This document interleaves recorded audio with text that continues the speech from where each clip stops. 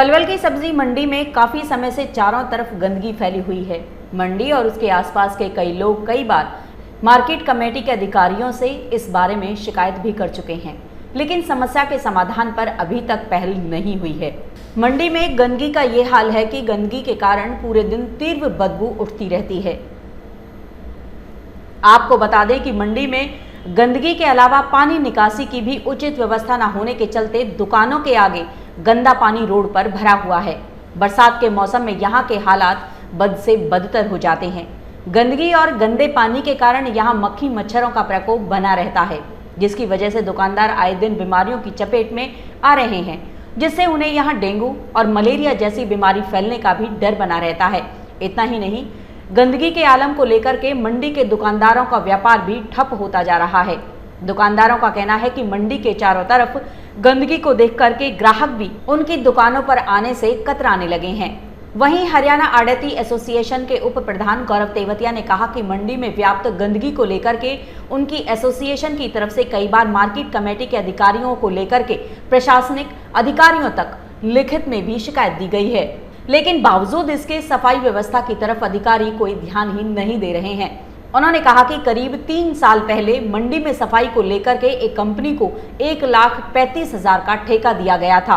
उस समय मंडी में सफाई व्यवस्था ठीक नहीं थी, लेकिन जब से सोनीपत की कंपनी को 70,000 रुपए में ऑनलाइन ठेका दिया है, इसलिए ये ऑनलाइन ठेका गलत दिया गया है, जिस वजह से मंडी में सफाई ठीक तरीके से नहीं हो पा रही है और सब्जी मंडी में चारों तरफ गंदगी फैली हुई है। इसकी हमने कितनी बार कंप्लेंट कर चुके हैं अपनी एसोसिएशन की तरफ से भी, और मैंने अपने हरियाणा एसोसिएशन के लेटर पे भी दी हुई है। सब्जी मंडी वालों ने तो ज़बरदस्त रोज़ गंदगी करते ही हैं, उनका तो मतलब आदत बन चुकी है। बाकी रही बात ये सफाई व्यवस्था की, कि पहले ही ये जो टेंडर थे हमारे, एक जय भोले नाम से कंपनी थी, उसको 1,35,000 में था पिछले 2-3 साल पहले।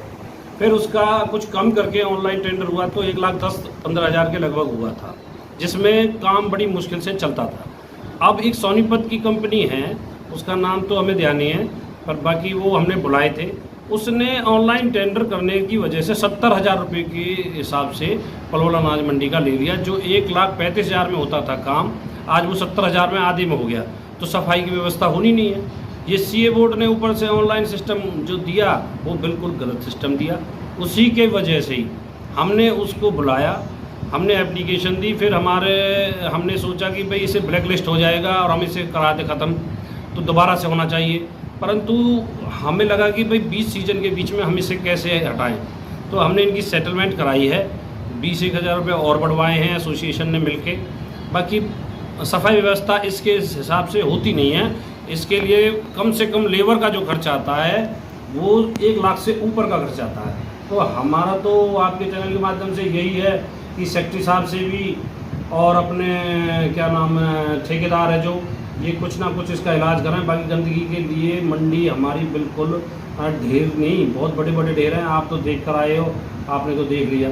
बाकी हम इससे बहुत ही ज़्यादा परेशान हैं कि जो गंदगी पड़ी हुई है। तो क्या लगता है कब तक सफाई को लेकर प्रॉपर समाधान? सफाई की तो हम कितने महीनों से एसडीएम मैडम से भी, कल हम आई थी एसडीएम मैडम, हमने उनसे कंप्लेंट की।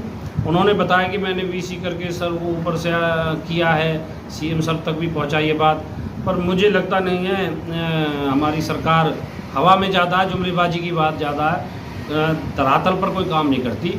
ना धरातल पर उसका कोई स्टैंड है, कहने में और करने में, कथनी और करनी इनकी दोनों अलग है।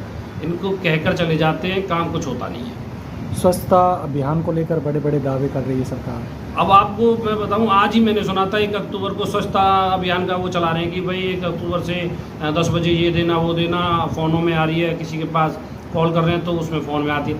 इसकी सारी यही व्यवस्था है बीजेपी सरकार की कि पब्लिक को घेरे में लगाए रखो, धरातल पर कोई काम करना नहीं है। कभी किसी पोर्टल से, कभी किसी पोर्टल से, कभी स्वच्छता से। स्वच्छता का हिंदुस्तान में हमारे पलवल में तो बिल्कुल नहीं है, हिंदुस्तान में भी यही आती रहती है मीडिया के माध्यम से जानकारी, कुछ भी नहीं है, ना होगा और ना है। आगे किस तरह के कदम आपकी आड़ती एसोसिएशन की तरफ से उठाए जाएंगे? लिखित के हिसाब से हमने बातचीत कर रखी है अपनी, जो हम काम कर सकते हैं, अपनी प्रक्रिया जो हमने करनी चाहिए वो करनी, लिखित के अनुसार हुआ भी है कुछ। और बाकी देखो काम तो ये ऊपर वाले करते हैं, हम तो नहीं कर पाएंगे।